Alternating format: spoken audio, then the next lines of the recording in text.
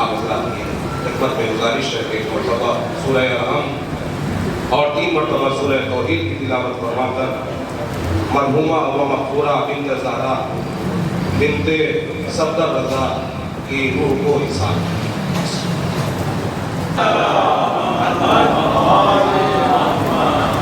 مرحومہ کی مغفرت و بلندی درجات کے لیے ایک اور صلوات پڑھیں۔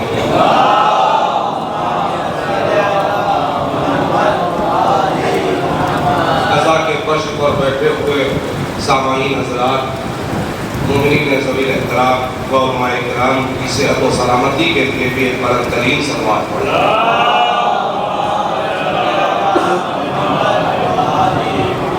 اس ذکر مجلس امام حسین قریب امام حسین مظلوم کربلا کی قبولیت کے لیے بھی ایک اور صلوات پڑھیں۔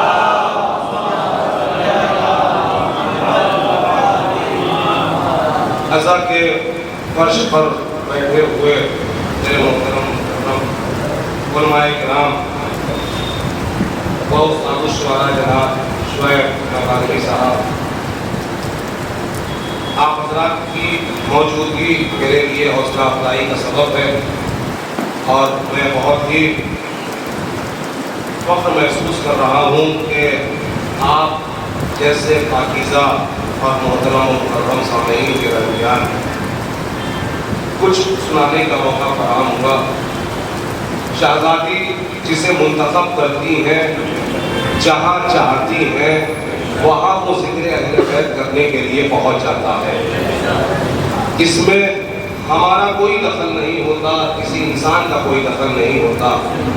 صبح تک جناب شعیب نوگانوی صاحب نے تصور بھی نہیں کیا تھا کہ دربار حسینی میں پیشخانی کرنی پڑے گی، ذکر امام حسین کرنا ہوگا، لیکن جو نصیب میں ہوتا ہے، جہاں شہزادی لکھ دیتی ہیں کہ آج انہیں میرے لال کا ذکر کرنا ہے فلاں مقام پر، تو وہاں وہ شخص تشریف لے جاتا ہے۔ تو یہاں آپ خود سے آئے نہیں، لائے گئے ہیں۔ جتنے بھی سامعین حضرات یہاں میری نگاہوں کے سامنے ہیں اور جو مرثیہ خان حضرات جنہوں نے بہترین مرثیہ پڑھا اور جو علماء کرام ہیں، سب عزا کے فرش پر جتنے بھی بیٹھے ہوئے ہیں، یہ سب اپنی مرضی سے نہیں آئے بلکہ انہیں بلایا گیا، انہیں ان کا نفس لایا۔ عزیزان ایمان، میں نے جس آیہ کریمہ کی تلاوت کرنے کا شرف حاصل کیا، قرآن میں مختلف سوروں میں اس آیت کا ذکر ہے۔ سورہ عنکبوت کی بھی یہ آیت ہے، سورہ انبیاء کی بھی یہ آیت ہے اور سورہ آل عمران کی بھی یہ آیت ہے۔ بس مختصر سی تمہیدی گفتگو ہے، اس کے بعد میں اصل موضوع کی طرف آ جاؤں گا۔ ایک مرحومہ کی مغفرت کے لیے بیٹوں نے عزا کا فرش بچھایا ہے اور مجلس کا اہتمام کیا ہے تاکہ ذکر اہل بیت اطہار علیہ السلام ہو اور اس ذکر کے طفیل مرحومہ کے درجات بلند ہو سکیں اور قبر منور و روشن ہو سکیں۔ یقیناً ہمارے اور آپ کے صادق آل محمد حضرت امام جعفر صادق علیہ السلام ارشاد فرمایا، ذکرنا شفاء، ہمارا ذکر شفا ہے۔ تو جب کوئی ہمارا دنیا سے رخصت ہوتا ہے تو ہم ذکر اہل بیت اطہار علیہ السلام کرتے ہیں، اس لیے کہ اس کی قبر منور و روشن ہو سکے اور مرنے والے کی روح کو سکون و آرام آ جائے۔ اور جب بھی کوئی خاص اہتمام کیا جاتا ہے اس طرح کا، ایصال ثواب کا خاص اہتمام کیا جاتا ہے، تو علماء کرام بیان کرتے ہیں اور تاریخوں میں ملتا ہے بہت سی جو موت کے حوالے سے علماء کرام نے کتابیں لکھی ہیں، اس میں روایتیں موجود ہیں کہ ہر پنج شنبہ مرنے والے کی روح اس کے گھر کے صحن میں آتی ہے، گھر کے آنگن میں آتی ہے اور بڑی حسرتوں سے جو وہ چھوڑ کے دنیا سے جاتی ہے انہیں دیکھ رہی ہوتی ہے۔ وہ روح بڑی حسرت سے تک رہی ہوتی ہے کسے؟ اپنی اولاد کو، اپنے مکان کو، اپنے گھر کو، جہاں اس نے تمام زندگی کے ارکان کو پورا کیا، زندگی کو گزارا، اور جس طرح سے اس نے اپنے بچوں کی تربیت کی وہ بڑی ہی حسرت سے دیکھ رہی ہوتی ہے، وہ روح بڑی ہی حسرت سے ایک آرزو اور ایک خواہش لے کے آتی ہے ہر بنشور، اور جب بھی کوئی اس طرح کا اہتمام ہوتا ہے تو روحوں کو آزاد کر دیا جاتا ہے کہ وہ جائیں اور جا کر دیکھیں کہ آج ان کے اہل خانہ نے کیا اہتمام کیا ہے۔ اب جب مومنین کو روحیں دیکھتی ہیں اور جب کوئی بندہ مومن ایصال کے لیے اپنے ہاتھوں کو بلند کر کے سورہ الحمد کی تلاوت کرتا ہے تو یہ روحیں دعائیں دیتی ہوئی بارگاہ اہلیت میں واپس پلٹ جاتی ہیں۔ میں نے جس آیہ کریمہ کی تلاوت کی ہے، کل نفس ذائقۃ الموت، ہر ذی روح کو، ہر جاندار کو، ہر نفس کو موت آنی ہے، کوئی بھی موت سے فرار نہیں کر سکتا، کوئی بھی موت سے بھاگ نہیں سکتا۔ عزیزان ایمان، ہمارا اور آپ کا پہلا امام غالب غالب حضرت علی ابن ابی طالب ارشاد فرماتے ہیں کہ یہ جو ہم سانسیں لے رہے ہیں، یہ سانسوں کی آمد و رفت، اس پر ذرا غور کرو۔ یہ جو سانسیں ہم لے رہے ہیں یہ ہمارے موت کی طرف بڑھتے ہوئے قدم ہے۔ ہم جیسے جیسے سانسیں لیتے ہیں ویسے ویسے موت سے قریب ہوتے ہیں۔ تو ہر لمحہ انسان کو آمادہ رہنا چاہیے کہ کب بارگاہ اہلیت میں جانے کا موقع مل جائے۔ اور عزیزوں، اہل بیت اطہار علیہ السلام کے چاہنے والے، عزا کا فرش بچھانے والے، فرش عزا پر ذکر اہل بیت سننے والے، کربلا کا ذکر سننے والے کبھی بھی موت سے نہیں گھبراتے، اس لیے کہ ان کے ذہنوں میں، ان کی فکروں میں، ان کی روحوں میں یہ بات ہے، یہ جانتے ہیں کہ موت تو ایک ملاقات علی کا بہانہ ہے۔ ہم عزا کے فرش پر بیٹھ کے علی علی سنتے ہیں، لیکن جو دنیا سے رخصت ہو گیا وہ اپنی نگاہوں سے مولا کائنات کو دیکھ رہا ہوتا ہے، وہ کی زیارت کر رہا ہوتا ہے۔ ایک مرحومہ کی بلندی درجات کے لیے عزا کا فرش بچھایا گیا ہے۔ ہر نفس کو موت کا مزہ چکھنا ہے، ہر جاندار کو موت آنی ہے، کوئی بھی موت سے فرار نہیں کر سکتا، کوئی بھی موت سے بھاگ نہیں سکتا۔ عزیزوں، صادق علی محمد ارشاد فرماتے ہیں کہ جب تم قبروں کی طرف نگاہ کرتے ہو اور جب قبروں کی طرف جایا کرو، یعنی ہندوستان کی وادیوں سے گزرا کرو، تو دیکھو گے کہ ان میں بہت سے ایسے زیر زمین مدفون ہیں کہ جو طبعی موت نہیں مرے بلکہ نظر بد کے شکار ہو کے مرے۔ نظر بد ایک ایسی چیز ہے کہ انسان کے وجود پر مسلط ہو جاتی ہے، اور آنکھوں سے نکلنے والی جو ریز ہوتی ہے، جو روشنی ہوتی ہے جنہیں ہم دیکھ نہیں سکتے، انسان جس ارادے کے ساتھ جس کے اوپر نگاہ ڈالتا ہے۔ عزیزوں، ماں باپ کو اپنے بچوں سے محبت ہوتی ہے، محبت کی نگاہ سے اگر بچوں کو ماں باپ دیکھتے ہیں، والدین دیکھتے ہیں، تو یہ محبت کا احساس ہوتا ہے، ایک محبت کی روشنی ہوتی ہے کہ جنہیں ہم محسوس کر سکتے ہیں کہ جو آنکھوں کی چمک ہوتی ہے۔ لیکن بغض و حسد و عداوت دل میں لے کے اگر کوئی کسی انسان کے اوپر نگاہ کرتا ہے، اس کے دل میں حسد ہے، چہرے پر منافقیت کا لبادہ ہے، وہ کھوٹا ہے، اور وہ اگر نگاہ کر رہا ہے تو معصومین فرماتے ہیں کہ یہی وسوسہ انسانی ہے اور یہی نگاہ بد ہے، یہی نظر بد ہے۔ تو انسان کی جو موت واقع ہوتی ہے اکثر و بیشتر زیادہ تر مرنے والوں کی جو تعداد ہے وہ نظر بد سے مرنے والے ہیں، طبعی موت مرنے والے کم ہیں۔ اب عزیزان ایمان، عزا کا فرش بچھایا گیا ہے کہ یہاں کچھ ذکر اہل بیت اطہار علیہ السلام ہو، ذکر سید الشہداء ہو، اہل بیت اطہار علیہ السلام کا ذکر ہو، اور اس عزا کے فرش سے آپ کچھ تبرکات لے کے جائیں۔ تو عزیزوں، بی بی جو دنیا سے رخصت ہو گئی وہ فرش عزا بچھانے والی خادمہ بھی تھی، شہزادی کی کنیز بھی تھی، اور اپنے پیچھے ایک ایسی اولاد چھوڑ گئی کہ جو عزا کا فرش بچھاتی ہے، اہل بیت اطہار علیہ السلام کا تذکرہ کرتی ہے، ذکر کرتی ہے۔ یہ خوش نصیبی ہے مرحومہ کے لیے کہ جو دنیا سے رخصت ہوئی تو ایسی اولاد کو چھوڑ دی گئی کہ جو اللہ کا فرش بچھا رہی ہے. بنت زہرا نام ہے, زہرا بی بی زہرا کا نام ہے. شہزادی کے نام پہ بنت زہرا نام رکھا گیا. مصلی عبادت پر جو اللہ کی عبادت کے لیے کھڑا ہو اور اس کے چہرے کا نور آسمانوں تک جائے اسے زہرا کہتے ہیں.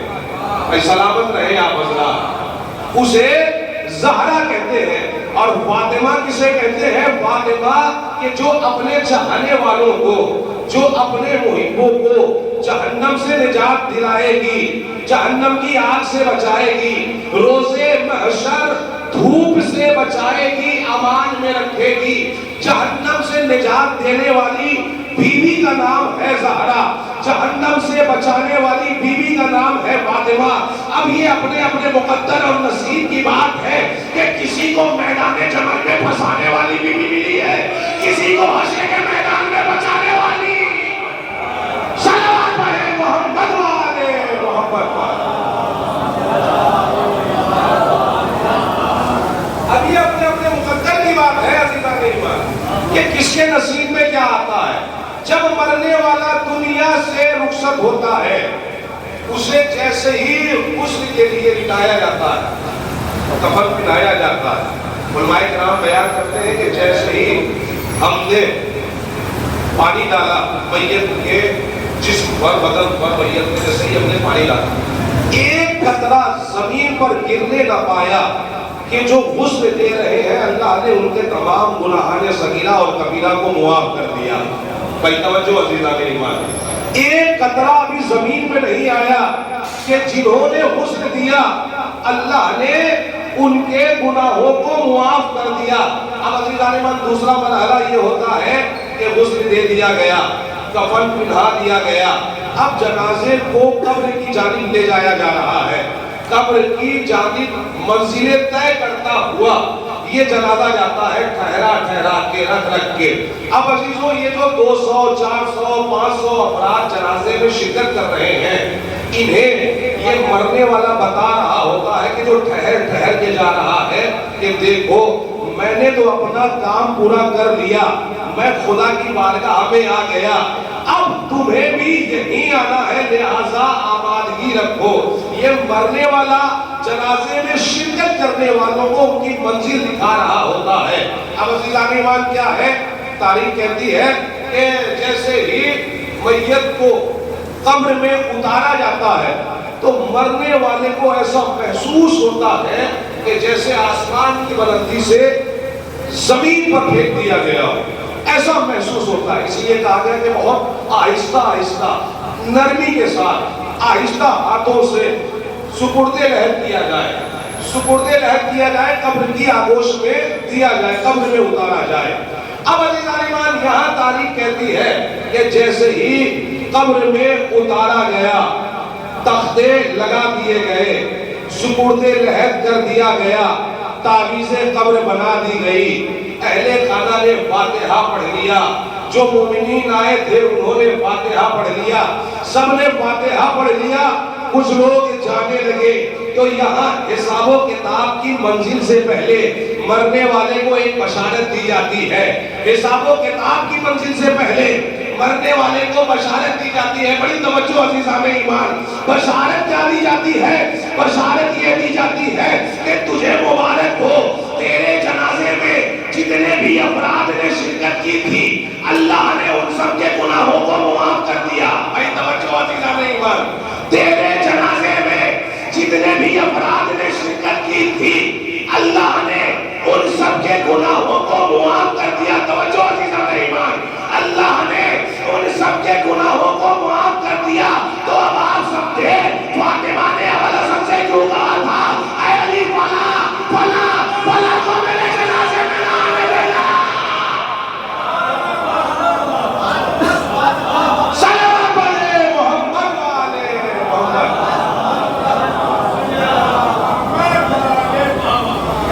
بی بی زہرا نے اس لیے کہا تھا کہ کہیں سے بھی میرا دشمن نہ بخشا جائے, اور عزیز ایمان کہیں سے بھی زہرا کا دشمن بخشا نہیں جائے گا, کہیں سے بھی علی کا دشمن بخشا نہیں جائے گا, کہیں سے بھی کہیں بھی مرے اہل بیت کا دشمن بخشا نہیں جائے گا، بخشا نہیں جائے گا۔ میں بغیر دعوے کے کوئی بات نہیں کہتا۔ عزیزان من، مولائے کائنات ہے، آخری حج ہے پیغمبر کا، ساتھ میں مولائے کائنات ہے، حاجیوں کا ہجوم ہے، احرام حج باندھے ہوئے ہیں، مولائے کائنات کی فضیلت بیان کی جا رہی ہے، کس کی زبان اقدس سے، زبان اطہر سے، رسالت کی زبان سے، اس زبان سے کہ جس کی زبان پر وما ينطق عن الهوى کا پہرا لگا ہوا ہے، جو اپنی مرضی سے کوئی کلام ہی نہیں کرتا، یہ وہی کہتا ہے جو مشیت الہی ہوتی ہے، جو مرضی پروردگار ہوتی ہے، اپنی مرضی سے کوئی کلام نہیں کرتا۔ اب یہاں علی کے فضائل بیان کیے جا رہے ہیں، نبی کریم علی کا تعارف کرا رہے ہیں۔ ابھی غدیر کا موقع نہیں آیا، ابھی غدیر پر اعلان ولایت نہیں ہوا، اعلان ولایت کی تمہید نبی کریم بنا رہے ہیں۔ نبی کریم بتا رہے ہیں کہ اہل بیت کی عظمت کیا ہے، علی کی فضیلت کیا ہے، علی کی فضیلت کیا ہے، علی کا مرتبہ و مقام کیا ہے، علی کی معرفت کرا رہے ہیں، علی کا تعارف کرا رہے ہیں۔ حج کے موقع پر احرام حج باندھے ہوئے تمام حجاج کرام ہیں، تمام حاجیوں کے درمیان نبی کریم کہہ رہے ہیں دیکھو یہ علی ہے، اسے پہچانو، یہ علی ہے، اسے پہچانو۔ اور اس کے بعد بتایا کہ علی کی مثال کعبے جیسی ہے، قرآن علی کے ساتھ ہے، علی قرآن کے ساتھ ہے، حق علی کے ساتھ ہے، علی حق کے ساتھ ہے، اور تعارف کرا رہے ہیں اس انداز سے کہ یا علی حبوں کا تقوی والایمان وبغضوں کا کفر والنفاق، اے علی تیری محبت کا نام تقوی ہے اور تجھ سے بغض رکھنے کا نام کفر ہے، نفاق ہے۔ اس کے بعد حاجیوں کی طرف وہ کہ جو احرام حج باندھے ہوئے تھے، طواف خانہ کعبہ میں مصروف تھے، کہ جنہوں نے احرام حج باندھا ہوا تھا، نبی کریم کی پیشانی پر جلالت نمودار ہوئی۔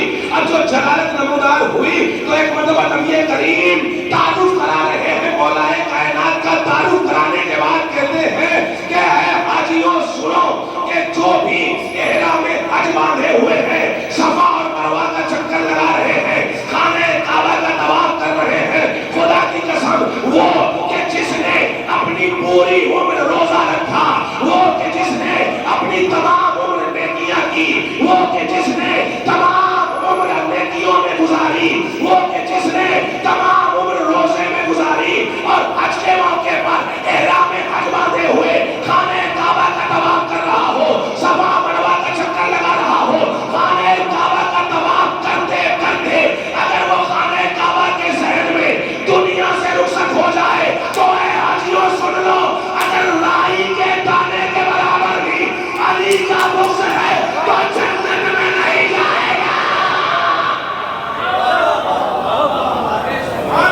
صلوات پڑھے محمد والے۔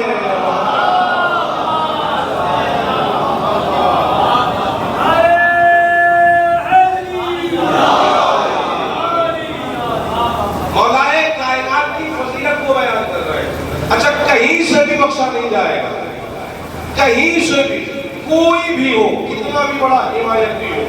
عزیزان ایمان، عزا کے فرش پر بیٹھنے والے جانتے ہیں کہ اہل بیت اطہار علیہ السلام کی منزلت کیا ہے۔ عزا کے فرش پر بیٹھنے والے جانتے ہیں کہ اجر رسالت کا حق کیا ہے۔ عزا کے فرش پر بیٹھنے والے جانتے ہیں کہ ذکر اہل بیت اطہار علیہ السلام کس انداز سے ہونا چاہیے۔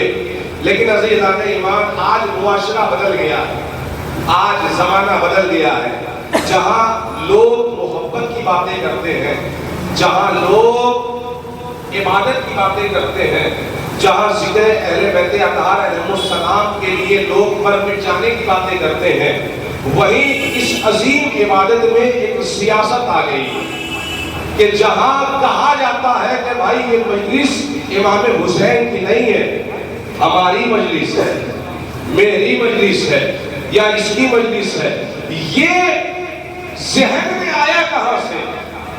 یہ ہمارے عقیدے کی کمزوری ہے عزیزان ایمان۔ انسان کو مجلس سے مضبوط بناتی ہے، کمزور نہیں بناتی۔ اگر عزا کے فرش پہ آنے کے بعد کسی کا عقیدہ کمزور ہو، مضبوط نہ ہو، تو اسے سمجھ جانا چاہیے کہ جو وہ کھا رہا ہے وہ پاک نہیں کھا رہا ہے، وہ نجس کھا رہا ہے۔ کیوں؟ اس لیے کہ نجس لقمے کا کمال ہی یہ ہوتا ہے، اثر ہی یہ ہوتا ہے کہ وہ سب سے پہلا جو حملہ کرتا ہے وہ انسان کی عقل پہ کرتا ہے۔ انسان کی عقل تبدیل ہوتی ہے، اسے سمجھ میں نہیں آتا کہ حلال کیا ہے اور حرام کیا ہے، اسے سمجھ میں نہیں آتا کہ حق کیا ہے اور باطل کیا ہے، اسے سمجھ میں نہیں آتا کہ سیدھا راستہ کون سا ہے، علی والا راستہ کون سا ہے، حسین والا راستہ کون سا ہے، اہل بیت والا راستہ کون سا ہے۔ جو بھی حرام لقمہ کھاتا ہے وہ اہل بیت اطہار علیہ السلام کے حق کی ادائیگی نہیں کر سکتا، حق ادا کر ہی نہیں سکتا اگر حرام لقمہ کھا رہا ہے۔ عزیزان ایمان، کربلا معلیٰ آباد کرنے سے پہلے امام علی مقام نے ایک جملہ کہا تھا دربار ولید میں کہ مجھ جیسا یزید جیسے کی بیعت نہیں کرے گا، مجھ جیسا یزید جیسے کی بیعت نہیں کر سکتا۔ یہ کیوں کہا تھا؟ امام سن 61 ہجری کے لیے کربلا نہیں بنا رہے تھے، بلکہ قیامت تک کی آنے والی نسلوں کے لیے کربلا قائم کر رہے ہیں، قیامت تک کی آنے والی نسلوں کے لیے کربلا قائم کر رہے ہیں۔ اب عزیزان ایمان، ہر انسان اپنے اپنے زمانے کی کربلا میں کھڑا ہے۔ اس زمانے کی کربلا کا حسین جو کربلا کے میدان میں عظیم ترین شہادت کے درجے پر فائز ہوا، آج کے زمانے کی کربلا کا حسین پردہ غیب میں ہے، پردہ غیب میں ہے۔ لیکن آج کے زمانے کی کربلا میں امام حسین کا یہ جملہ کہ مجھ جیسا یزید جیسے کی بیعت نہیں کرے گا، یہ بتاتا ہے کہ ہر زمانے میں یزید پیدا ہوں گے۔ اب دیکھنے کی بات ہے کہ اس زمانے کا شمر کون ہے، اس زمانے کا مروان کون ہے، اس زمانے کا خولی کون ہے، اس زمانے کا حرملہ کون ہے، اس زمانے کا یزید کون ہے۔ تو عزیزان ایمان، ہم نے دیکھا کہ جو مظلوموں کا خون بہاتے ہیں وہ یزیدی نظر آئے، جو مال حرام کھاتے ہیں وہ یزیدی نظر آئے، جو مال کھاتے ہیں حرام کا وہ یزیدی نظر آئے، جو مظلوموں کے خون داغ پر آواز نہیں اٹھاتے وہی ہمیں یزیدی نظر آئے۔ بس حسینی فرقہ یہ نظر آیا کہ جہاں 56 مسلم ممالک خاموش تھے، علی والا بول رہا تھا۔ سلام علیہ محمد والے محمد۔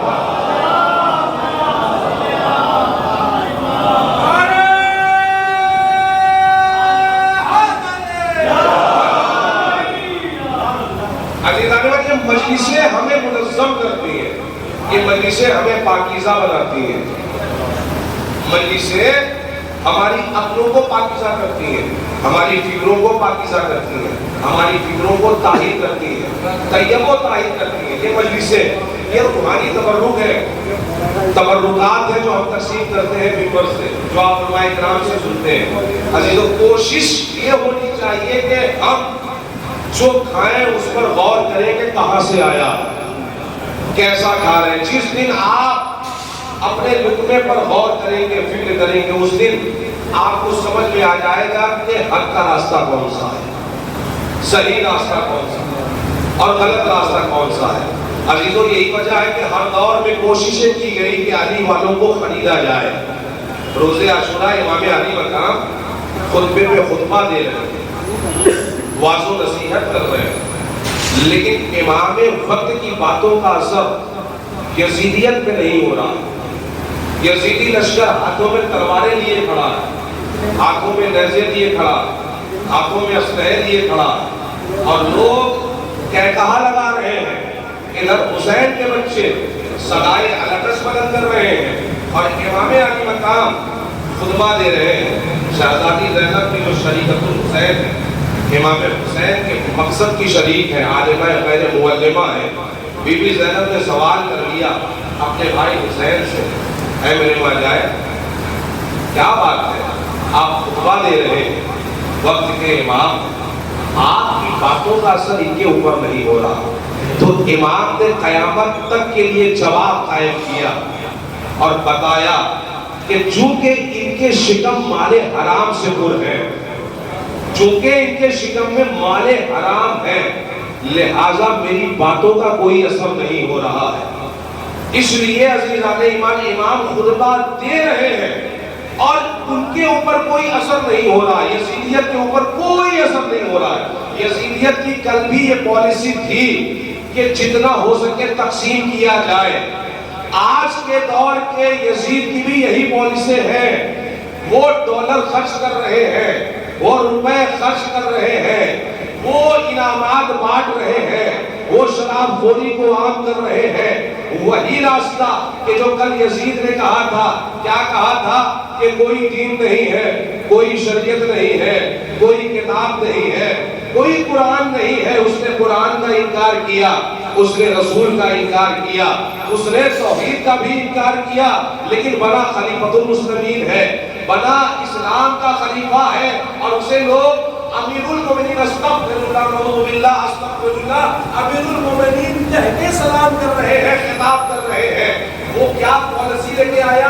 اپنی پسندیدہ شریعت قائم کرنا چاہتا ہے، اپنی پسندیدہ شریعت، یعنی جیسا ہم چاہیں وہی شریعت ہو، جو ہم کہہ دیں وہی شریعت ہو، اپنی پسندیدہ۔ آج کا مزاج بھی کل کی کربلا سے، آج کی کربلا میں آج کھڑے ہوئے ہیں آپ، آج کی کربلا میں آپ دیکھیں کہ آج کا انسان بھی اپنی پسندیدہ شریعت چاہتا ہے، اپنی پسندیدہ شریعت چاہتا ہے۔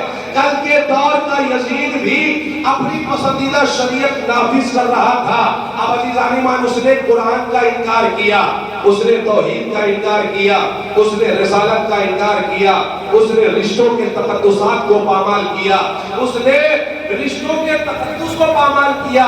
عزیزوں، کیا کہا تھا اس نے؟ یہی کہا تھا کہ کوئی ماں نہیں ہے، کوئی خاتون نہیں ہے، کوئی عورت نہیں ہے، عورت صرف عورت ہے، کوئی رشتہ نہیں ہے، عورت صرف عورت ہے۔ مطلب سمجھ رہے ہیں؟ مطلب یہ ہوا کہ کوئی بھی کسی کے بھی ساتھ اپنا رشتہ رکھے، کوئی فرق پڑنے والا نہیں ہے۔ مطلب ماں کے رشتے کو پامال کیا، بہن کے رشتے کو پامال کیا، پھوپھی کے رشتے کو پامال کیا، بہن کے رشتے کو، بیٹی کے رشتے کو، تمام رشتوں کو اس نے روندا۔ مخدرات عصمت و طہارت کو امام عالی مقام نے اپنے ساتھ لیا۔ یہ کیسے ہو سکتا ہے کہ کوئی دین کا باغی، کوئی دین کا دشمن دین محمد کے خلاف لب کھولے اور وارث دین و شریعت گھر میں خاموشی سے بیٹھا رہے؟ ایسا تو ممکن ہی نہیں ہے کہ کوئی دین مٹانے کی بات کرے اور وارث دین رسول گھر میں خاموشی کے ساتھ بیٹھا رہے۔ لہٰذا اس نے کہا کوئی بھی عورت صرف عورت ہے، رشتہ کچھ نہیں ہے۔ اس نے رشتوں کے تقدسات کو پامال کیا۔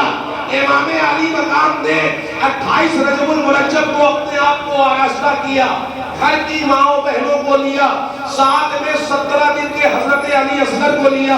عزیزوں، جو جنگ کے ساقب ہے، توجہ عزیزان ایمان، عورتوں پر جہاد ساقب ہے۔ میں کربلا قائم کر رہا ہوں قیامت تک کی نسلوں کے لیے، کربلا قائم کر رہا ہوں قیامت تک کی نسلوں کے لیے۔ وہ جو تخت پر بیٹھا ہوا ہے، اس نے انکار کیا ہے رشتوں کا، اس نے رشتوں کے تقدسات کو پامال کیا ہے۔ اس نے کہا کوئی بہن نہیں، اس نے کہا کوئی بیٹی نہیں، اس نے کہا کوئی ماں نہیں۔ جو رشتہ وہ انکار کر رہا تھا، جو رشتہ وہ روک رہا تھا، وہی رشتہ امام علی مقام کربلا کے میدان میں لائے۔ اس نے کہا کوئی بہن نہیں، حسین زینب و کلثوم کو لائے۔ اس نے کہا کوئی ماں نہیں، حسین شہزادی فضہ کو لائے۔ حسین نے بتایا، حسین بتائے گا شریعت محمدی میں عورتوں کا معیار کیا ہے۔ صلوات علی محمد والے محمد۔ امام علی مقام نے کربلا قائم کی قیامت تک کی نسلوں کے لیے، رشتوں کے مقابلے میں رشتے لائے۔ اب کربلا قائم کر رہے ہیں امام علی مقام، امام مظلوم کربلا، کربلا کے میدان میں، جہاں ایک طرف عبادت ہو رہی ہے، دوسری طرف بھی عبادت ہو رہی ہے۔ جہاں ایک طرف تکبیر بلند کی جا رہی ہے، ادھر بھی تکبیر بلند کی جا رہی ہے، پتہ کیسے چلے کہ کون حق والا اور کون باطل والا ہے، کون زندہ ہے اور کون مردہ ہے؟ یہ مجلسیں ہمیں بتاتی ہیں کہ کون زندہ ہے اور کون مردہ ہے۔ یہ ذکر ہمیں بتاتا ہے کہ کون زندہ ہے اور کون مردہ ہے۔ یہ اہل بیت اطہار علیہ السلام نے ہمیں بتایا ہے کہ کون زندہ ہے اور کون مردہ ہے۔ ہم نے امام علی مقام سے پوچھا، اے مولا یہ کربلا کیسے بتائے گی کہ کون زندہ ہے اور کون مردہ ہے؟ تو امام علی مقام نے کہا دیکھتے جاؤ، کربلا ہدایت ہے، مرکز ہدایت ہے۔ کربلا قیامت تک کے لیے میں قائم کر رہا ہوں۔ ایک ایک نقطے پر غور کرو گے تو تمہیں زندگی کے آئینے کو صاف کرنے کا موقع فراہم ہوگا۔ تم اگر کربلا کے ایک ایک نقطے پر غور و فکر کرو گے تو تم کامیاب ہو جاؤ گے اور تمہیں پتہ چل جائے گا کہ کون زندہ ہے اور کون مردہ ہے۔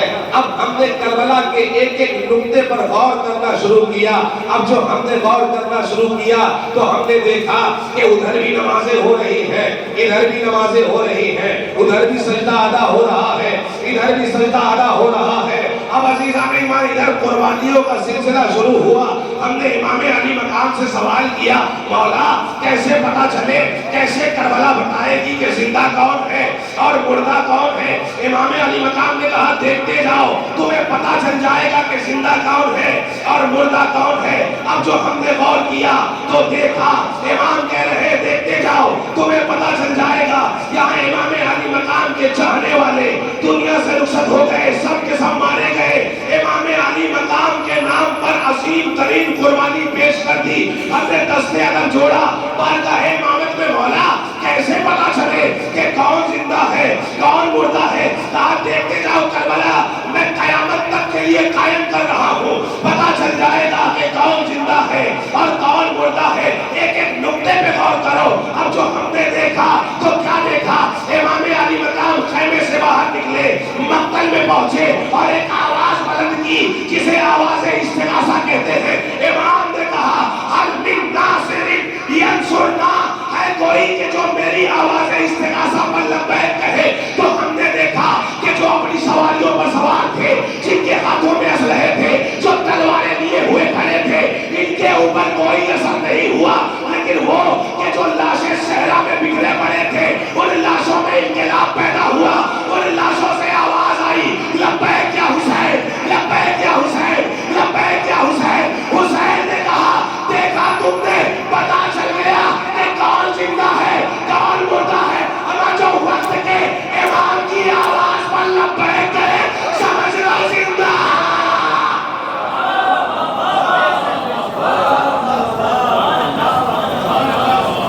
جو اپنے وقت کے امام کی آواز پر لبیک کرے وہ زندہ ہے، اور جو لبیک نہ کہے وہ مردہ ہے۔ امام نے بتایا، اور امام نے اس نے جس چیز کا انکار کیا، جس چیز پر حملہ کیا، اس کا جواب دیا کربلا کے میدان سے۔ بتایا جب کربلا ہمیں ہر شے کے بارے میں بتاتی ہے، ہر شے کے بارے میں بتاتی ہے۔ کل نفس ذائقۃ الموت، ہر نفس کو موت کا مزہ چکھنا ہے، ہر جاندار کو موت آنی ہے۔ ذائقہ موت ہے کیا کون بتائے؟ جو مر جائے اس سے سوال کر لیجئے، اگر بول جائے تو مردہ نہ رہے، سلامت رہے آپ حضرات۔ اگر بول جائے تو وہ مردہ نہ رہے۔ کون بتائے؟ شکر ادا کریے کہ آپ کربلائی ہیں۔ یہ کربلا نے ہمیں بتایا ہے۔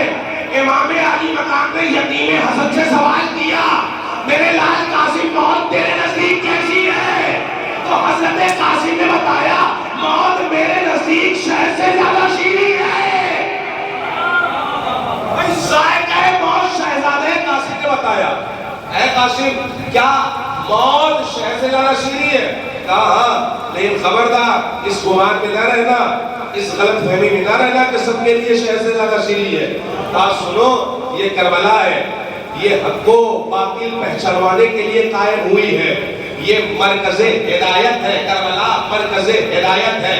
میں حسین کے لشکر کا سپاہی ہوں، میں حسینی ہوں، حسین کے لشکر کا سپاہی ہوں۔ میرے مولا نے، میرے آقا نے، میرے امام نے مجھ سے سوال کیا تو میں نے بتایا یہ صرف مجھ سے نہیں پوچھا گیا بلکہ کائنات کو بتایا گیا کہ ذائقہ موت شہد سے زیادہ شیریں ہے۔ کس کے لیے ہے؟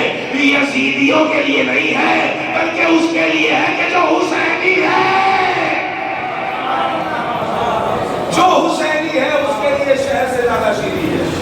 ہر کسی کے لیے نہیں ہے۔ ہر سوال کا جواب کربلا میں موجود ہے، ہر سوال کا جواب، ہر اس جرم کا بدلہ کربلا نے دیا ہے۔ امام نے، امام عالی مقام نے، اس نے جو انکار کیا کوئی قرآن نہیں ہے۔ امام علی مقام تحفظ دین کے لیے، بقائے دین و شریعت کے لیے، انسانیت کی بقا کے لیے، پیغام انسانیت کے لیے، دین محمدی کے پیغام کے لیے، اسلام کی سلامتی کے لیے جو عظیم ترین قربانی پیش کی کربلا کے میدان میں، امام علی مقام بتا رہے ہیں کہ میں بتاؤں گا کہ دین کہتے کسے، میں بتاؤں گا کہ شریعت کہتے کسے، میں بتاؤں گا کہ حقیقی دین کا وارث ہے کون، میں بتاؤں گا خلیفۃ المسلمین ہے کون۔ اس نے جو انکار کیا ہے کہ کوئی قرآن نہیں ہے، کوئی قرآن نہیں ہے، تو میں وارث دین رسول ہوں۔ مجھے اپنے باپ علی کی قسم، خطیب منبر سنی علی کی قسم، اگر کٹے سر سے نوکے نیزہ پہ میں قرآن نہ سناؤں۔ امام علی مقام نے نوکے نیزہ سے، کٹے سر سے سورہ کہف کی تلاوت کر کے بتایا کہ زندہ کون ہے اور مردہ کون ہے۔ قرآن حق ہے، قرآن کسی کے انکار کرنے سے مٹنے والا نہیں ہے، کسی کے مٹانے سے مٹنے والا نہیں ہے۔ قرآن ہمیشہ باقی رہنے والی کتاب، دین ہمیشہ باقی رہنے والا دین ہے۔ شریعت پامال نہیں ہو سکتی جب تک وارث دین رسول ہے، جب تک دین کا وارث ہے کوئی بھی شریعت کو مٹا نہیں سکتا۔ اور ان کے جو فالوورز ہیں کہ جنہیں شیعہ کہا جاتا ہے، جنہیں اہل بیت اطہار علیہ السلام کا فالوورز کہا جاتا ہے، جنہیں چاہنے والا کہا جاتا ہے، جو اثنا عشری ہے، یہ بتاتے ہیں کہ ہمارا عقیدہ توحید ہے کیا، ہم حقوق الناس، حقوق اللہ، حقوق العباد کس طرح سے ادا کرتے ہیں۔ یہ جو حقیقی معنوں میں شیعہ ہے یہ بتاتے ہیں کہ حقوق الناس ہے کیا، حقوق العباد ہے کیا، حقوق اللہ ہے کیا۔ آج دنیا اہل بیت اطہار علیہ السلام کے چاہنے والوں کو مان رہی ہے۔ یہ کربلا اس لیے قائم ہوئی تاکہ مظلومیت کے درد کو سمجھا جا سکے، تاکہ حقانیت کے راستے کو سمجھا جا سکے کہ حق والا راستہ کون سا ہے اور باطل والا راستہ کون سا ہے، حق والا امام کون سا ہے اور باطل والا امام کون سا ہے۔ کربلا اسی لیے قائم کی گئی کہ بتایا جا سکے کہ حق کا راستہ ہے کیا۔ اب عزیزان امام علی مقام نے جو عظیم ترین قربانی پیش کی، آج ان کے چاہنے والوں کو ستایا جا رہا ہے، ڈرایا جا رہا ہے، مارا جا رہا ہے۔ آپ نگاہ اٹھا کے دیکھیں دنیا میں، پوری کائنات میں جہاں جہاں بھی شیعہ حیدر کرار ہیں، ان کے اوپر ظلم و ستم ہو رہا ہے، انہیں ستایا جا رہا ہے، انہیں مارا جا رہا ہے، انہیں موت سے ڈرایا جا رہا ہے۔ کس جرم میں؟ صرف اور صرف علی ولی اللہ، یہ جو ہمارا نعرہ ہے، یہ جو ہمارا عقیدہ ہے، ہم جو اہل بیت اطہار علیہ السلام کا کلمہ پڑھتے ہیں اور ان کی جو گواہیاں دیتے ہیں، یہ بند ہو جائے۔ یہ جو ہم علی ولی اللہ کا نعرہ بلند کرتے ہیں یہ بند ہو جائے، یہ جو ہم ذکر اہل بیت کرتے ہیں یہ بند ہو جائے۔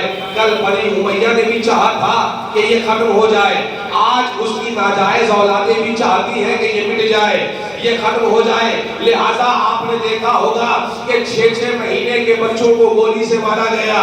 بھئی پارا چنار میں آپ دیکھیں، نگاہ اٹھا کر دیکھیں تو شیعوں کا قتل ہو رہا ہے، شیعوں کو مارا جا رہا ہے، مظلوم کا ساتھ دینے والا کوئی نظر نہیں آ رہا، کوئی ان کے حق میں بولنے کے لیے آمادہ نہیں ہے۔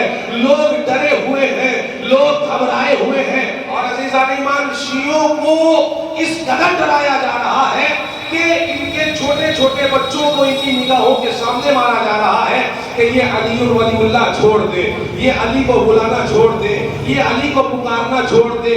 ابھی کی بات ہے بالا چنار میں ایک جوان کو ایک دہشت گرد نے، ایک جلاد نے، ایک کافر نے، ایک دشمن علی نے ہاتھوں میں تلوار لیے ہوئے ہیں، علی کے چاہنے والے کو پکڑے ہوئے ہیں اور کہہ رہا ہے کہ ابھی میں تیرا سر تن سے جدا کر دوں گا.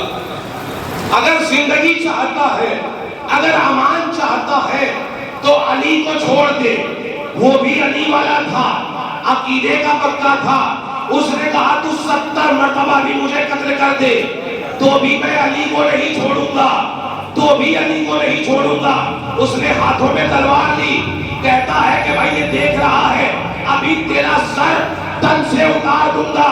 اپنے مولا کو بلا مدد کے لیے، اپنے امیر کو بلا مدد کے لیے. ہر وقت جو تم کہتے رہتے ہو یا علی مدد، یا علی مدد، یا علی مدد، آج میں دیکھوں کہ تمہارا علی تمہیں کس طرح سے بچاتا ہے. ایک اشارے سوال کی مجلس ہے عزیزان ایمان. علی کا وعدہ ہے کہ جو کوئی بھی دنیا سے رخصت ہوتا ہے، کوئی آئے یا نہ آئے میں آتا ہوں. نوجوان نے خوبصورت جواب دیا. میرا سلام اس نوجوان کو کہ جسے موت کی دھمکی دی جا رہی تھی اور جس سے کہا جا رہا تھا کہ بلاؤ علی کو مدد کے لیے، تو اس نے مسکرا کے جواب دیا او اگلے کے ہندے، میرا مولا تو یہی موجود ہے، مجھے لینے کے لیے آیا ہے، لیکن کیا کروں جہنمیوں کو علی دکھائی نہیں دیتا. صلوات پڑھے محمد والے محمد والے.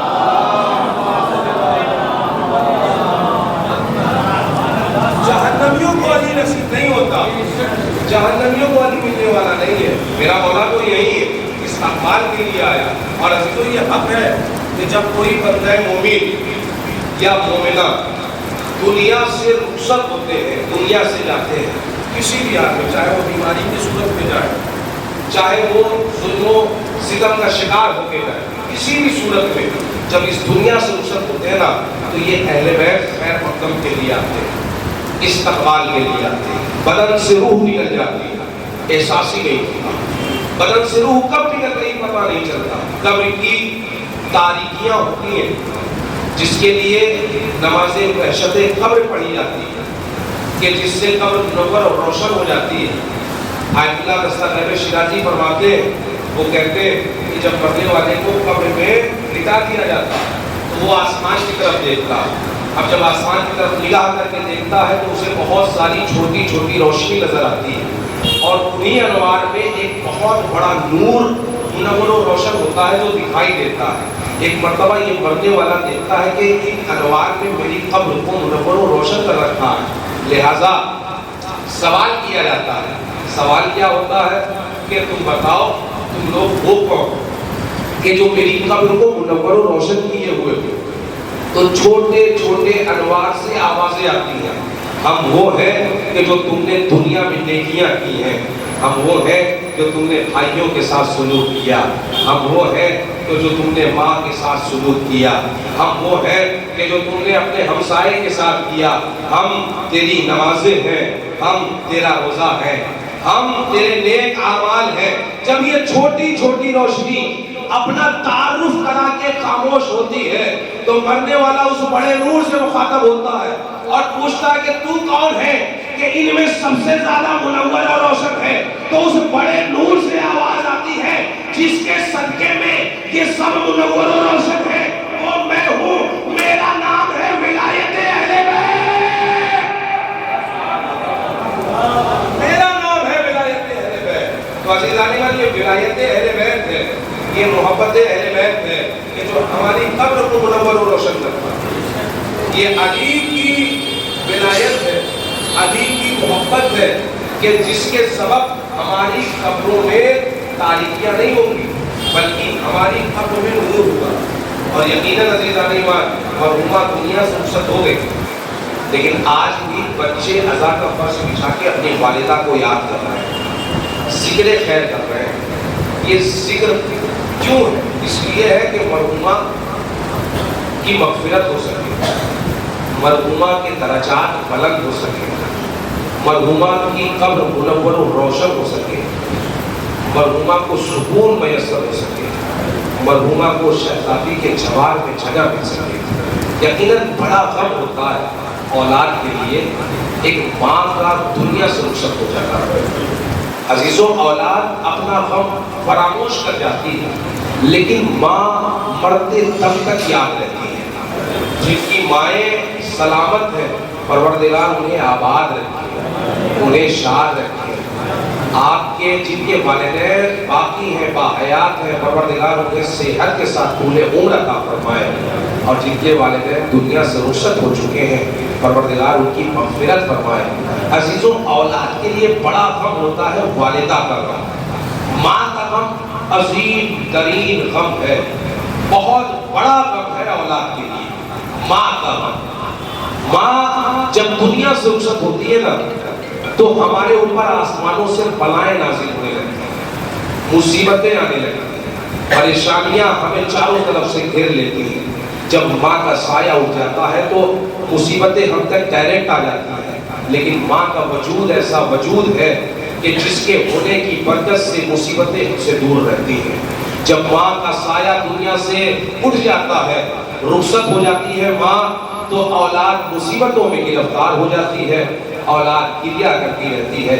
लेकिन अजीज़ाने ईमान, हम अपने वालिदैन की मौत पर गम से निढाल होकर मर जाते अगर हमारे पास अहले बैत का गम न होता। अहले बैत का गम है कि जो पढ़ के हमें दिलासा देता है, अहले बैत का गम है कि जो पढ़ के हमें तसल्ली और तशफ़ी देता है, अहले बैत का गम है कि जो हमें सहारा देता है। अजीज़ाने ईमान, इमामे हसन मुज्तबा की शहादत का रोज़ था और एक आलिम दीन इमामे हसन मुज्तबा की शहादत का जिक्र कर रहे थे, मसाइब बयान कर रहे थे, इमामे हसन की मुसीबतों को बयान कर रहे थे। देखिए माँ का गम कितना अजीम तरीन गम होता है, कितना बड़ा गम होता है कि औलाद कभी भी माँ के गम को भुलाती नहीं है, फरामोश नहीं करती है। एक आयतुल्लाह कि जो इमाम हसन की शहादत की मुनासिबत से मसाइब पढ़ रहे थे, इमाम हसन की मुसीबतों का जिक्र कर रहे थे कि जिक्र करते करते उन्होंने कहा कि हसन वो मजलूम जात है कि जिसके जनाजे पर तीर चलाए गए। हसन वो मजलूम इमाम है कि जिसका जनाजा तो उठा लेकिन कब्र से दोबारा वापस घर में आया, कब्रिस्तान से दोबारा घर में आ गया। अरे जिसे सफेद कफन दिया गया था और जब तीर चलाए गए तो कफन सुर्ख हो गया था। अल्लाह अकबर। अज़ीज़ाने ईमान, आपकी क्रिया की आवाज बुलंद हो गई, खुदा आपकी इस आवाज क्रिया पर रहमत नाज़िल फरमाए। अजीजों, आलिम दीन इमाम हसन मुज्तबा की शहादत का जिक्र कर रहे थे, मुसीबतों का जिक्र कर रहे थे। जब जिक्र कर चुके, मजलिस तमाम हो गई और अपने घर हुजरे में पहुंचे हैं, बिस्तर इस्तराहत पर आए हैं। आलम ख्वाब में क्या देखा कि इमाम हसन मुज्तबा तशरीफ लाए हैं, ज़ाकिर अहले बैत है। एहतराम में मौला के खड़ा हो गया, पेशानी पे हाथ रखा, मौला को सलाम किया, चाहता है कि मौला की कदम बोसी करे। एक मर्तबा मौला ने कहा, ऐ मेरे चाहने वाले, ऐ मेरे ज़ाकिर अहले बैत, ऐ मेरे ज़ाकिर, तूने मेरी मुसीबतों का जिक्र किया है लेकिन तूने हमारी बड़ी मुसीबतों का जिक्र नहीं किया। जो मेरी बड़ी मुसीबतें हैं तूने उसका जिक्र नहीं किया। अल्लाह अकबर। अज़ीज़ाने ईमान, एक मर्तबा ज़ाकिर तड़प के कहता है, मौला, अरे मैंने तो आपकी मजलिस में जिक्र किया, आपकी मुसीबतों का जिक्र किया और मैंने बयान किया कि आपको जहर दिया गया। अरे जहर इतना तेज था कि आपके कलेजे के 72 टुकड़े लगन में आके गिरे। अल्लाह अकबर। ऐ मौला, मैंने जिक्र किया कि आपको जहर दिया गया, आपके कलेजे के 72 टुकड़े हो गए। ऐ मौला, मैंने ये भी जिक्र किया कि आपके जनाजे पर तीर बरसाए गए। ऐ मौला, मैंने ये भी जिक्र किया कि आपको आपके नाना के पहलू में दफन नहीं होने दिया गया। ऐ मौला, मैंने ये भी पढ़ा कि आपका कफन जो सफेद था, अरे आपके खून से सुर्ख हो गया, रंगीन हो गया, आपके जनाजे पर 72 तीर बरसाए गए।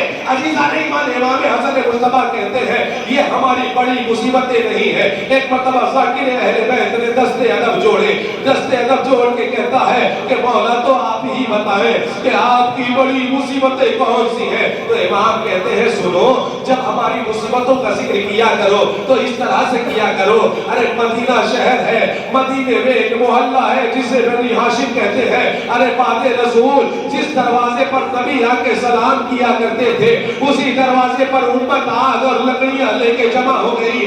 ارے میں نے اپنی نگاہوں سے یہ منظر دیکھا, میں نے یہ منظر دیکھا کہ ہمارے دروازے میں آگ لگائی گئی. ارے دروازے میں آگ لگی, جلتا ہوا دروازہ توڑا گیا.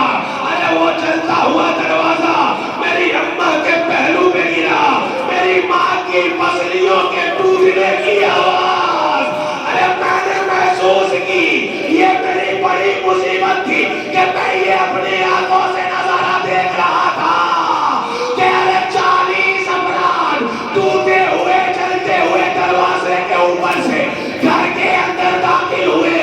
میرے بابا کے گلے میں ریسمانے سکم ڈالی, ریسمانے سکم ڈال کے گھر سے باہر لے جایا گیا. ارے میری ماں کی آواز بلند ہوئی, اے قصہ مجھے سہارا دو, میرا موسیقی مارا گیا. جزاکم اللہ, جزاکم اللہ. خدا کوئی غم نہ دے سوائے غم سید الشہداء کے. ہاں عزیزان ایمان, ایک کنیز فاطمہ کی مجلس ہے, بی بی زہرا کا فرش بچھانے والے کی مجلس ہے. اللہ مرحومہ کو غنی کے رحمت کرے, آپ کی آواز رحمت پر خدا, آپ کی آواز گریہ پر خدا رحمت نازل فرمائے. اللہ اکبر. عزیزان ایمان, بی بی زہرا کے پہلو پہ جلتا ہوا دروازہ گرایا گیا, پہلو شکستہ ہو گیا. تاریخ کہتی ہے کہ جب بی بی زہرا غش کے عالم میں تھی اور غش سے افاقہ ہوا تو بے ساختہ فضا کو قریب بلایا اور فضا سے کہا ابوالحسن کہاں ہے. تو ایک مرتبہ شہزادی فضا کہتی ہے کہ ابوالحسن کے گلے میں ریسمان ستم ڈال کے لعین باہر مسجد نبوی کی طرف لے گئے ہیں. اللہ اکبر. عزیزان ایمان, آیت اللہ وحید خراسانی کہتے ہیں کہ اگر انگلی کی ہڈی ٹوٹ جائے تو انسان برداشت کر لیتا ہے, اگر پیر کی ہڈی ٹوٹ جائے تو انسان کا وجود برداشت کر لیتا ہے, لیکن اگر کسی کی پسلیاں ٹوٹ جائے تو انسان سے برداشت نہیں ہوتا. ارے جیسے جیسے وہ انسان سانس لیتا ہے ویسے ویسے اسے تکلیف ہوتی ہے. ارے جیسے ہی بی بی زہرا نے سنانا کہ ابوالحسن کے گلے میں ریسمان ستم ڈال کے گھر سے باہر لعین لے گئے ہیں, ارے زہرا اپنی تکلیف بھول گئی, گھر سے باہر چلی آئی. تاریخ کا جملہ ہے کہ ایک مرتبہ بی بی زہرا نے دیکھا کہ ابوالحسن کے گلے میں ریسمان ستم ڈال کے کھینچا جا رہا ہے. تاریخ کا جملہ ہے عزیزان ایمان کہ ایک مرتبہ بی بی زہرا قریب گئی. ابوالحسن اپنی کمر میں ایک پٹکا باندھے تھے, اس پٹکے کو مضبوطی سے شہزادی زہرا نے اپنے ہاتھوں سے پکڑا اور اپنی جانب کھینچنے لگی. ایک طرف 10 سے 15 افراد ہیں کہ جو اپنی پوری طاقت و توانائی سے مولا کائنات کو اپنی طرف کھینچ رہے ہیں.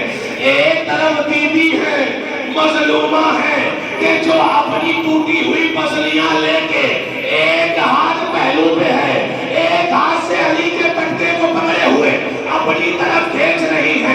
ایک مرتبہ ایک ملعون کی آواز بلند ہوئی, گلفوز اپنا تازیانہ نکال اور زہرا کو علی سے جدا کر دے. بس عزیزان ایمان, بس 1-2 منٹ کی زحمت ہے, اس کے بعد مجلس رحمت کو تمام کر دوں گا.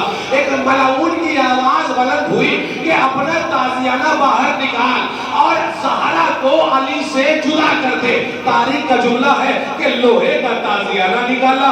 ایک مرتبہ زہرا کے دست مبارک پر اس گلفوز ملعون نے اب جو تازیانہ مارا ہے, ارے زہرا کی گرفت چھوٹ گئی. تاریخ کہتی ہے کہ زہرا کے ہاتھوں پہ جو تازیانہ لگا, ارے اتنا شدید تازیانہ تھا کہ زہرا کے ہاتھ کی ہڈی ٹوٹ گئی تھی. جزاکم اللہ, جزاکم اللہ. اللہ اکبر. عزیزان ایمان, تاریخ کہتی ہے کہ اب جو فضا بی بی زہرا کو دیکھتی گھر کے کام کرتے ہوئے تو دیکھتی کہ بی بی زہرا ایک ہاتھ سے تمام کام کرتی ہے. ارے بچوں کو نہلاتی ہے ایک ہاتھ سے, بچوں کی پرورش کرتی ہے ایک ہاتھ سے, گھر کے تمام کام کر رہی ہے ایک ہاتھ سے. حد تو یہ ہے کہ مصلی عبادت پہ بیٹھتی ہے اور جب تسبیح پڑھنے کا موقع آتا ہے تو داہنے ہاتھ سے تسبیح نہیں تھامتی بلکہ بائیں ہاتھ سے تسبیح پڑھتی ہے. ایک مرتبہ قصہ نے سوال کر لیا, بی بی آپ بائیں ہاتھ سے تسبیح پڑھتی ہے, آخر کیا بات ہے؟ زہرا نے کہا ارے اس ملفظ ملعون نے تازیانہ جب سے مارا ہے میرا ہاتھ شل ہو گیا ہے, میرے ہاتھوں میں حرکت نہیں ہے. اللہ اکبر عزیزان ایمان, بی بی زہرا جب تلک زندہ رہی ایک ہاتھ سے کام کرتی تھی, ایک ہاتھ حرکت نہیں کرتا تھا. ہم نے دیکھا کہ بی بی زہرا جب تلک زندہ رہی ارے ایک ہاتھ سے کام کیا کرتی تھی, ایک ہاتھ حرکت نہیں کرتا تھا.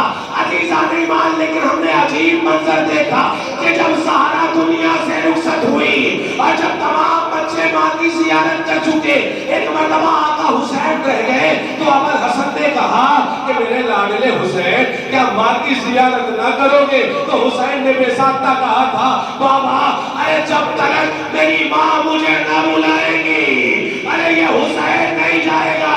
ہم نے عجیب منظر دیکھا, ارے جو ہاتھ حرکت نہیں کرتے تھے بندے گردن ٹوٹے, دونوں ہاتھ بلند ہوئے, زہرا کی آواز آئی اے میرے لال حسین آ جاؤ میرے کلیجے سے لگ جا. حسین نے کہا اے اماں جب کربلا میں پکاروں گا تو اسی طرح سے باہیں پھیلا کے آواز دینا. اللہم صلی اللہ اجزم بقضائه وتسليمه لأمره وسيعلم الذين ظلموا أي منقلب ينقلبون. بارے رہا تجھے محمد وآل محمد علیہ السلام کا واسطہ ہماری سر سے ہمارے قبول فرما. پروردگار تجھے محمد وآل محمد علیہ السلام کا واسطہ جہاں جہاں بھی شیعہ حیدر کرار ہے ان کی جان و مال و عزت و آبرو کی حفاظت فرما. پروردگار تجھے محمد وآل محمد علیہ السلام کا واسطہ ہے ذکر امام حسین, ذکر شہزادی زہرا کا تیرے نزدیک جو بھی اجر و ثواب ہے پروردگار اس ثواب کو, اس نیکی کو مرحومہ کے نامہ اعمال میں لکھ دے. پروردگار تجھے محمد وآل محمد علیہ السلام کا واسطہ ہے عزا کے فرش پر جتنے بھی حاضرین بیٹھے ہوئے ہیں ان سب کو دنیا سے اس وقت تک نہ اٹھانا جب تک یہ اپنی آنکھوں سے جنت البقیع میں شہزادی زہرا کے روضے کی تعمیر نہ دیکھ لیں. پروردگار تجھے محمد و آل محمد علیہ السلام کا واسطہ ہے جہاں جہاں بھی شیعہ حیدر کرار ہیں ان کی جان و مال و عزت و آبرو کی حفاظت فرما. پروردگار تجھے محمد و آل محمد علیہ السلام کا واسطہ ہے جتنے بھی حاضرین مجلس ہیں ان کے خانوادے میں جو اس دنیا سے رخصت ہو چکے ہیں پروردگار ان سب مرحومین کی مغفرت فرما اور انہیں اعلیٰ علیین میں شمار فرما.